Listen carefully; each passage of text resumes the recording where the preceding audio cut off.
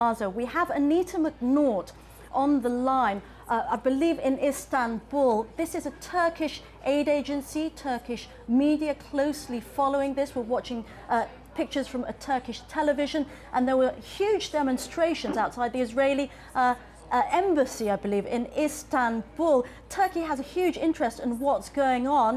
What's been the response to this news, Anita? Well, these pictures are running on a loop on all the Turkish live TV channels here. This will be an extraordinary big event here in Turkey. The Gaza issue is one that the entire country is united behind. There is no other single cause célèbre that makes Turks quite as upset as the situation of the Palestinians in Gaza. This was not, of course, just a Turkish aid effort, but Turkey was very closely identified with this flotilla, as indeed they came to be with the road convoy that arrived in December last year.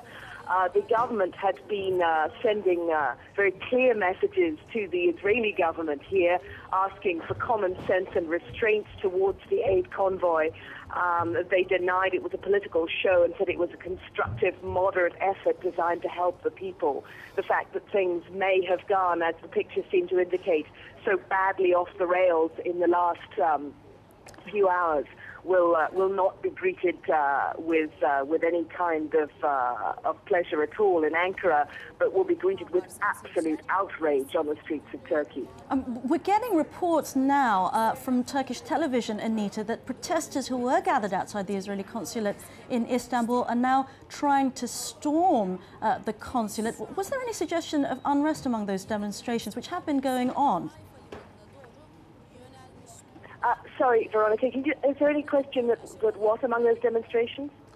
I was asking about whether there was unrest, any suggestion of unrest in the demonstrations over the last day or so that they've been going on, because now, Anita, we're hearing that the protesters are trying to actually storm the Israeli consulate in Istanbul. That would not surprise me, although the Turkish riot police will ultimately restore order, because that's what they're extremely good at doing here. But I would have to say that the riot police at this moment will probably have every sympathy with the demonstrators. As I said to you, the Turkish people feel extremely passionate about this issue. It's a cross-party, cross-ideology uniting cause, this one in Turkey. The Israeli embassy will no doubt be gazing with some concern, the consulate, at the scenes on the streets outside.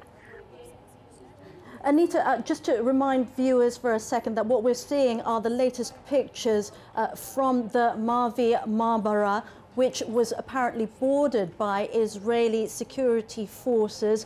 2 people reportedly have been killed, at least 30 injured. This was a Turkish ship, wasn't it, Anita?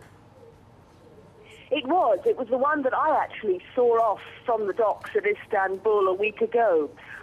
It was not a particularly large passenger vessel, purchased using charitable donations by the organizers.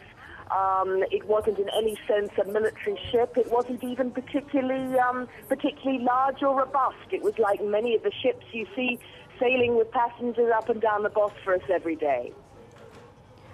Anita, you were talking about communications between the Israeli and Turkish governments. How is this likely to affect those relations? Well, these relations have been under strain for 2 years now, with a distinct downward tilt. There have been some rather remarkable lurches in this. From, I think, the moment everyone would say was a turning point, was the point at Davos a year and a half ago,